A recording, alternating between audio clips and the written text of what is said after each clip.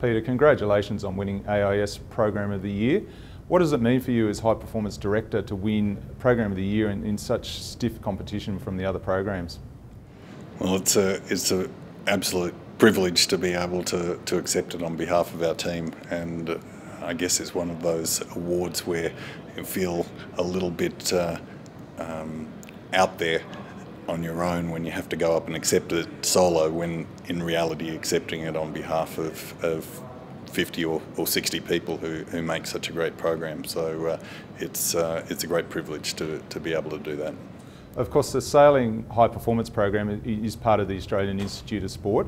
What does that mean for you as far as support, etc., to be part of the Australian Institute of Sport?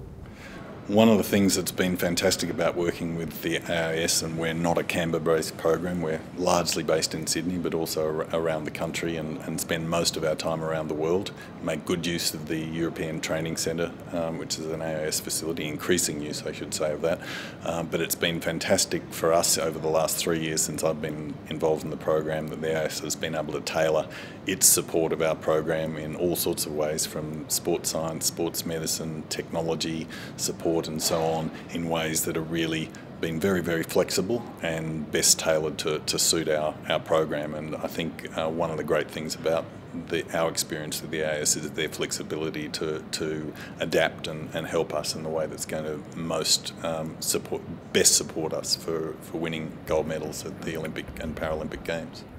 You've got a number of world's best athletes in the program. How do you keep producing them in Australia?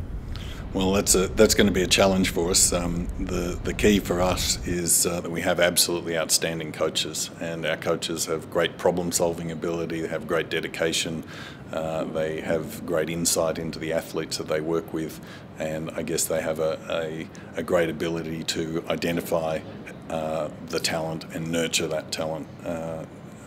And sometimes it's not always obvious, the athletes that they're picking, but they've been proven to be pretty accurate when it comes to delivering results at the end of the day.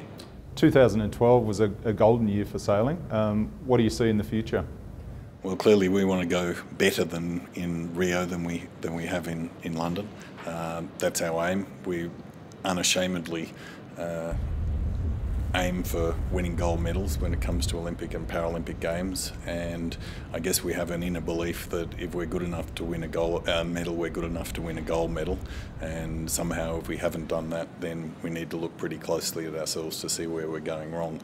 That's kind of the culture within our group, and we think that we have built a system that can go better in Rio than we have in London.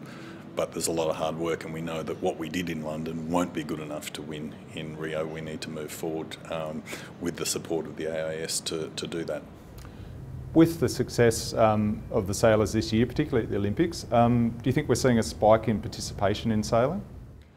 Well, we know we are doing that, and we know that many of with the support of the Sports Commission, we're engaged in some projects to build participation, and we know that in many of the centres that are doing that with our TACAs program and our Discover Sailing program, that there's a waiting list at the moment for young kids to learn to sail. Now that's pretty good news on one front, it's bad news on another, so we've undercated, but it's really important for us that we have a good number coming in and experiencing what a great sport sailing is, and that's going to be part of the secret to longevity and our ability to deliver gold medals. Peter Conde, thanks very much, and congratulations again on your award. Thank you.